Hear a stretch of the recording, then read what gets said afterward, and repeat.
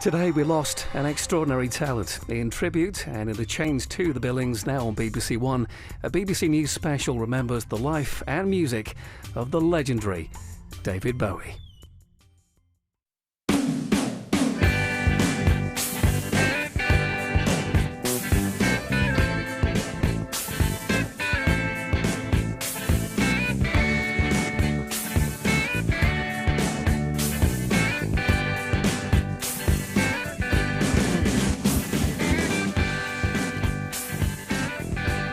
There was a double-page advert for the Bowie album Scary Monsters in 1980.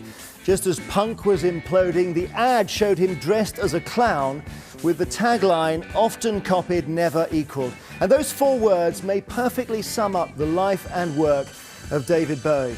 He's actually a very difficult artist to describe. He was a singer who loved mime, an actor who said he didn't enjoy the stage, a 70s star who embraced every new piece of technology. But with Bowie, the music is central. He wrote the most brilliant songs. He sang about love, God and spaceships. He may well have been the greatest solo musician British pop has ever produced. Perhaps you only need two words to sum him up: rock star. Here's one fan, DJ Lauren Laverne.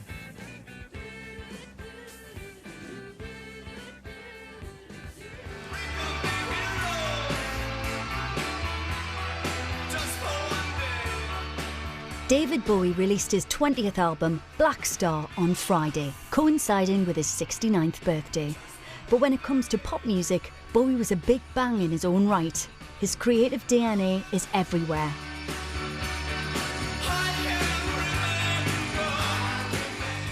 "We Could Be Heroes" was the refrain of his 1977 single, but the truth is that Bowie was the hero, an icon to music fans of every stripe, whose influence seemed to encompass teenage pop lovers and the musical avant-garde with equal ease.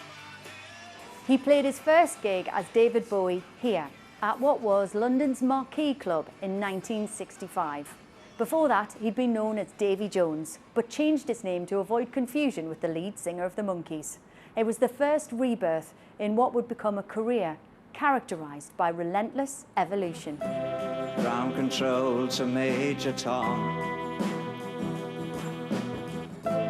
Take your protein pills. 4 years later, in 1969, he produced his breakthrough hit Space Oddity, a top 5 single. The song's hero, Major Tom, something of a precursor to the iconic alter ego he would unleash a few years later. Do you get nervous still? Do I get nervous still? You're joking, yeah. The rise and fall of Ziggy Stardust and the Spiders from Mars captured the imagination of pop-loving British teenagers, but it also broke boundaries, not just because of the music. I was never very confident of my voice, you see, as a singer. So I thought, rather than just sing them, which would probably bore the pants off everybody, I'd like to kind of portray the songs. There's a star man waiting in the sky. This 1972 Top of the Pops performance, featuring an androgynously dressed Bowie, his arms slung around guitarist Mick Ronson's shoulders, is cited by many as the moment the 70s exploded, bringing into Britain's living rooms a conversation the country itself wasn't yet ready to have about sexuality, gender and outsider culture. The reasons that I do what I do is because I just like startling people. Startling? Yeah, something to do. By the mid-70s, Bowie had reinvented himself once again. He travelled to Berlin in a bid to escape his drug problems. The trilogy of albums he produced between 1977 and 79 would go on to change the face of contemporary music, but at the time, they took many fans by surprise. His sound was darker and more daring than before, and once more brought the cutting edge into the mainstream. He collaborated with Brian Eno and Iggy Pop, was influenced by the futuristic sound of German bands like Kraftwerk and Neu, and was inspired by disciplines outside of music too, using William Burroughs' cut-up technique to create lyrics.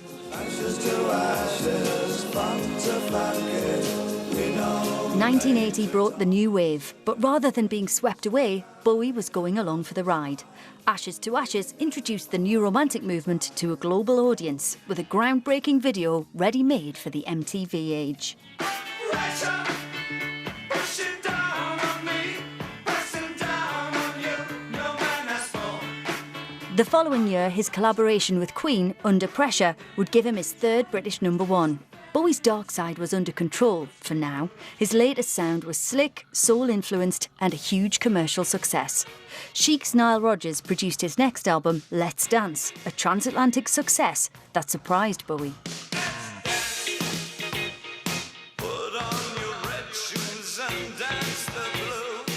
His new sound was at home on huge stages. The success of his Serious Moonlight Stadium tour was followed a couple of years later by an iconic performance at 1985's Live Aid.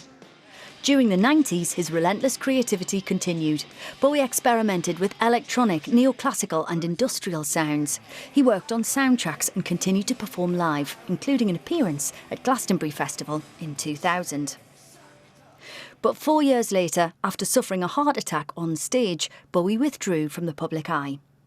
There were rumours of ill health and occasional collaborations, but other than that, silence. Then, in 2013, came The Next Day. A hit with critics and fans alike, it saw Bowie revisiting his musical past and his old alter egos. His lyrics had acquired a new poignancy, and there was a sense of a man taking stock, making peace with his past. Look up here, I'm in heaven. Bowie's final release, Black Star, now seems like a parting gift. After the news of his death broke this morning, fans shared the lyrics to lead single Lazarus, a transcendent goodbye apparently written to be delivered posthumously. As longtime producer Tony Visconti wrote in his tribute this morning, his death was no different to his life, a work of art. Well, extraordinary images in that video, Lauren. And why do you think we've seen such a reaction today?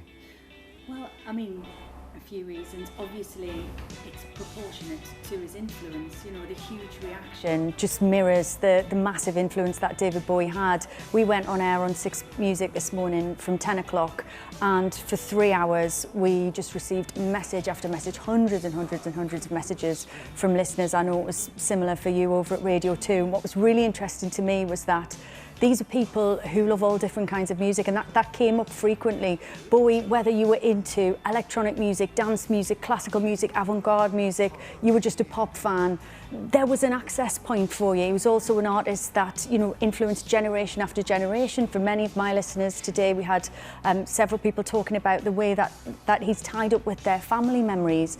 And obviously that just makes it incredibly personal. It is a personal loss to music fans, because David Bowie changed the way that we saw the world. And do you know what? Even if you're not a big music fan, he is one of those artists that has become part of British culture. There's a certain point where an artist is so kind of ingrained in who we are as a country, and obviously, you know, now we talk about soft power and what Britain actually is. He's part of our national identity, so he's a huge loss to all of us. And then the second thing is just shock. I think nobody knew this was coming. You know, there's been this really moving, poignant, reflective mood on the last 2 albums, certainly, but nobody expected this today. Thank you, Lauren Laverne. We began by talking about the music, but David Bowie was also all about the look, whether it was his album covers or sessions with photographers, the way he dressed on stage, or just when he was out and about. The image of David Bowie was always cutting edge. He was an artist for the eye as well as the ear, and he became a fashion icon, as Rebecca Jones reports. It was his sound that took him to the top of the charts, but it was his look that helped make David Bowie a star. People stare at the makeup on his face. From the mod style of his teens, through the glam rock of Ziggy Stardust, to the tailoring of the thin white Duke, David Bowie understood the importance of fashion as a means of self-expression. A 17-year-old, Davy Jones, has just founded the Society for the Prevention of Cruelty to Long-Haired Men. This was, after all, the man who, when interviewed by the BBC back in 1964, was already challenging conformity. For the last 2 years we've had comments like "darling" and "can I carry a handbag" thrown at us. I think it's just had to stop now. The photographer, Terry O'Neill, worked with him regularly. When I came to photographing him, he always provided the clothes. I mean, I always trusted him because he would always have his look planned and what he wanted to look like, and so I went along with it. I mean, I didn't always agree with it, but I always went along with it. How did you come to photograph Elizabeth Taylor and David Bowie? When I was in LA, Liz Taylor rang me up and said, I'd love to meet David Bowie, can you bring him down to the house? So I brought him there, and he unfortunately was 4 hours late, and so she was on the verge of walking out. And of course she never gave him the part in the picture, but later on they became really, really good friends. It was impossible not to have a friendship with David Bowie once you met him. At times he reflected total masculinity, but other times he looked very feminine, you know, and very, you know, that was part of his appeal. You know, he's loved by men and women. I mean, everyone, I can't think of a person in my life I've met who doesn't like him, ever. A retrospective exhibition at the Victoria and Albert Museum in 2013 documented David Bowie's influence on fashion, design and sexuality. With his flamboyant makeup, clothes and hairstyles, he rejected conventional masculinity. David Bowie made it cool to be different. "I wanted to turn people on to new things and new perspectives," he once said. "I'm not content just writing songs." Rebecca Jones reporting. Because Bowie operated under so many guises, he is a very hard artist to pin down. He was Ziggy Stardust, then the Thin White Duke, and then the bleach blonde 80s pop star of Let's Dance. He had lighter pop years and serious Berlin years and everything in between. So for us, Sean Keaveney, who does The Breakfast Show on BBC Six Music, analyses just one song from the album Aladdin Sane. He's chosen Jean Genie.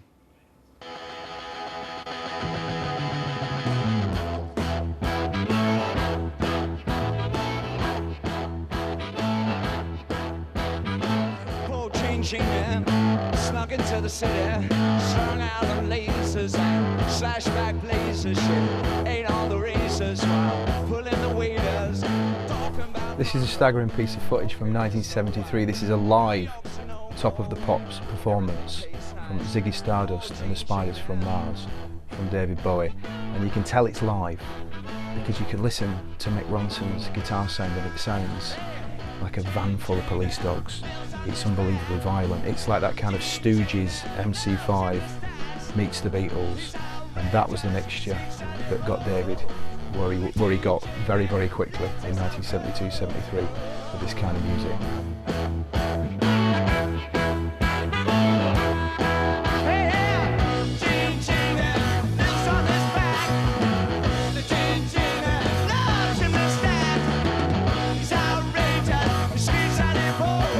Before this, rock and roll was a kind of male Provence, wasn't it? You know, here it's just ambiguous. It's up for grabs, and you just don't know. They're getting off with each other.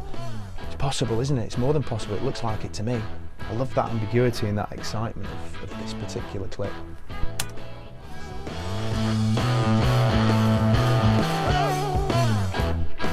Just take a look at the man. This is 1973. A colossal culture shock for everybody, this. The shock of the new, that's what we're seeing here. It's just a wonderful thing to see. Shirtless, total confidence. Brilliant. It's kind of a play on Jean Genet, who was of course a kind of revolutionary French novelist and playwright who used to talk in a very forthright manner about homosexuality, so there's that running through it. But I think Jean Genie's supposed kind of to be Iggy Pop as well, this sort of louche degenerate. Whoever it's about, whatever it's about, it's just one of the greatest rock and roll performances of all time.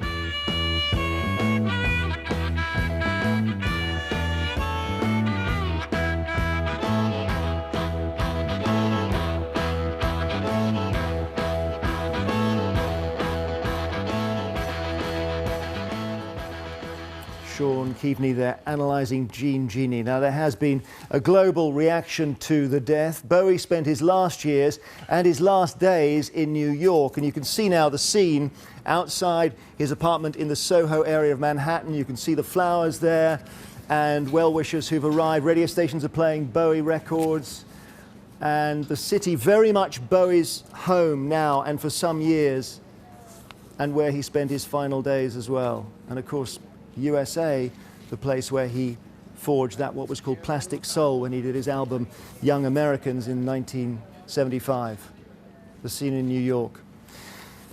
But we're going to go to LA, the other side of the States now, and to a musician who worked on 18 of Bowie's albums, including Aladdin Sane and Diamond Dogs. Mike Garson joins us. Did you have a sense working with David Bowie of his creative power, Mike? I mean, it was the highlight in my life every time I toured with him and on every album I played, because he actually was the best producer I've ever worked with, because he didn't micromanage. He had a vision, he would gently say it, and the music just flowed out of my fingers onto the piano and into the recording studio. I mean, it was magical working with him on every single album we did and every tour we did, which had to be 10 or 15, plus these 18 albums over the years. So I had the blessing to really get to create with him and co-create with him over his long stretch of time from 1972 to 2005. We finished our last tour. I know it was a very long period you spent with him. Was there any particular album where he almost brought you into that creative process and you saw it happening? It happened on the Outside album, which we did in the mid-90s, because he brought in Brian Eno, myself, and Carlos, and Reeves. He wanted to sit and improvise in Montreux at the studio that Queen used to record in, and he wanted us to improvise for like 2 weeks, 4 hours a day, and then he cut that all up and made a beautiful album from that. But we were all co-composers of the music. Sterling Campbell was playing drums, and he was trying to make sure he never stayed in his comfort zone, and he made a point to say that he had some slower times in the 80s and he felt he compromised and he wanted to get back to his roots. So he called all his favorite musicians, and I was flattered to be one of them. Thank you very much, Mike Garson in Los Angeles, who played keyboards on many Bowie albums. Now, one of his biographers said Bowie's influence had altered more lives than any comparable figure. But his origins were modest in Brixton, in South London. And in his early years, he sang with a very London twang in his voice. He became such a huge global star that he's not perhaps immediately identified now with any postcode, but he was a British star. And Lucy Manning is in Brixton for us now. Lucy. Well, they've come in their hundreds to remember the Brixton boy, and what a better way to do it than to sing and to listen to Bowie songs. For those of us who had Bowie posters on our walls, who had the excitement of seeing him live in concert, who knew his songs as soon as they came on the radio from the first few bars, it's why his death is so significant. And if you were born in the 50s, the 60s, the 70s, the 80s, possibly even later, his appeal stretched across the generations. For the man who created the Thin White Duke and Aladdin Sane, he has gone, but the songs, well, just play them loud. I spent the day reminiscing with some Bowie fans. Now Ziggy played guitar, jamming good with weird and spiders from Mars. When Ziggy played guitar, Vivian Geit was in the audience night after night after night. When I was 15, 16, and he started on the Ziggy Stardust tour, I just thought, this is fantastic. And I spent the rest of that year and the following year, I think I managed to get to about 20, 22 dates on the Ziggy tour. I'd left school, got 3 jobs so that I could save up to go. Now Ziggy played guitar. All my old concert tickets with my precious autograph from David Bowie there. I used to look up to him. Everything that David Bowie said, I used to always want to take on board. You know, everything he did. Even when he shaved his eyebrows off, I shaved my eyebrows off, and they never ever grew back. He just, I think he was an inspiration to me.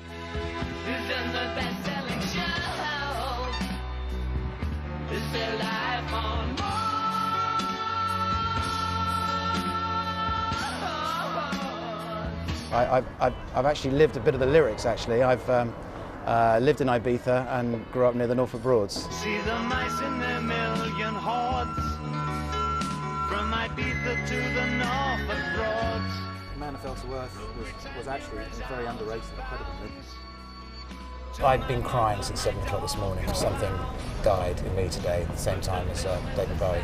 Growing up in dull, leafy, suburban Sussex, he gave me sort of inspiration. There was a big, bad world to go and see out there. He inspired me to be different, to be creative.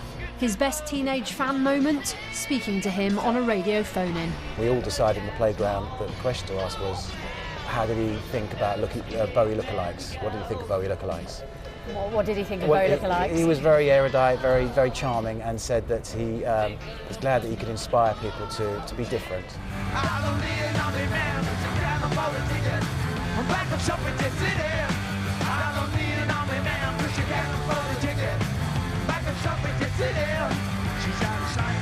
As Bowie played Suffragette City at Hammersmith Odeon, fan Graham Brown caught what he threw into the crowd.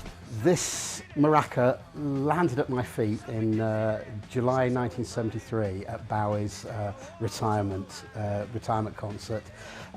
Became a very, very important possession to me.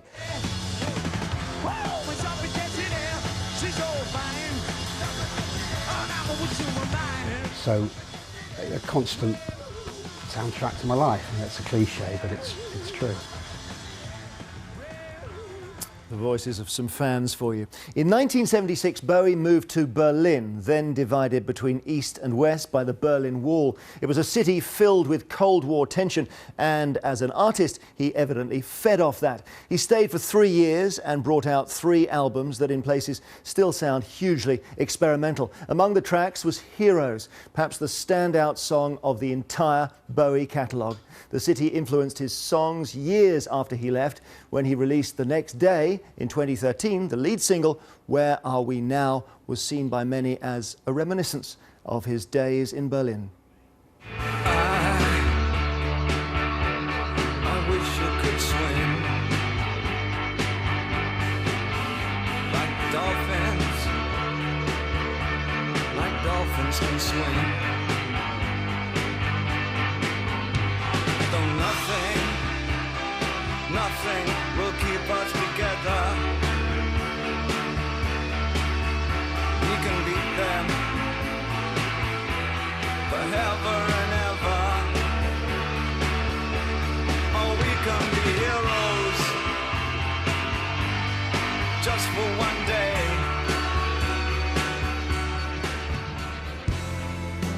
Had to get the train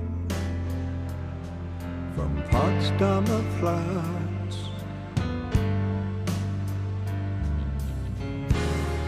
You never knew that I could do that, just walking the dead.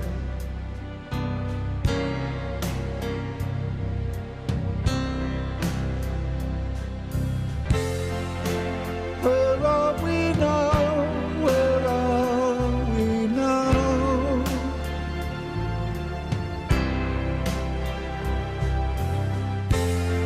The moment you know, you know, you know.